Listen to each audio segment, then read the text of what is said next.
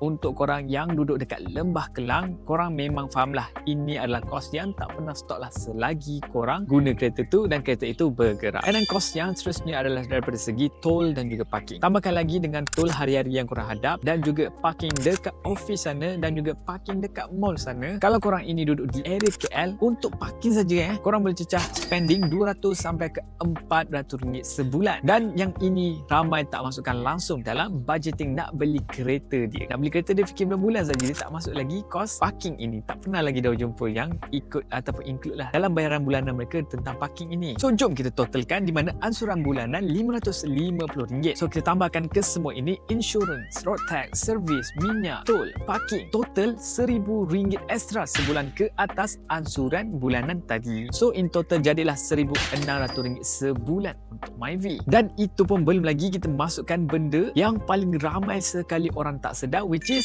susut nilai depreciation. Daripada hari pertama korang bawa kereta itu keluar daripada showroom, nilai dia dah akan jatuh. Data daripada industri mengatakan kejatuhan harga ini, depreciation ini 8 sampailah ke 15% setahun. Maksudnya kereta korang yang harganya RM50,000 korang beli tu kan, dalam masa 5 tahun saja guys, tak lama 5 tahun ni, separuh lagi korang punya loan itu, tapi harganya tinggal berapa sekarang? 25k saja. Jadi sebab itulah sebelum korang nak commit, korang nak sign loan 9 tahun ini, pastikan korang dah ada financial buffer dulu, sebab dah tahu kereta ini adalah satu keperluan, bukannya lagi kemahuan. Kalau ikut kemahuan tu, memang kita nak angkat dah kereta yang lagi mahal kat sana, Merc, BM, semua kita beli. So untuk itu korang kena ada financial buffer dulu. So apa yang Daus buat, Daus simpan duit Daus dalam Versa Cash I dahulu untuk membiayai apa saja kos yang tidak di-expectedkan, apa-apa sajalah yang emergency. And then di Versa Cash I ini dia syariah compliant, regulated by SC Malaysia, dan duit kita itu boleh dikeluarkan bila-bila masa yang kita nak. Cuma untuk duit itu betul masuk ke dalam bank kita mengambil masa at least lah 1 hari bekerja. At least duit Daus ini tidak duduk diam, dia akan grow dan jadi cushion yang lebih besar lah apabila servis yang besar itu tiba-tiba datang nanti. Jadi kalau korang nak try, link ada dekat bio Daus. Gunakan kod VDAUSDK sewaktu korang daftar. Cash in pertama minimum sebanyak RM100, korang boleh dapat RM10 percuma daripada Versa. Jadi guys, jangan ingatkan video ini bukanlah financial advice. Do your own research, like, share, follow Daus. Jumpa lagi korang semua pada video yang seterusnya.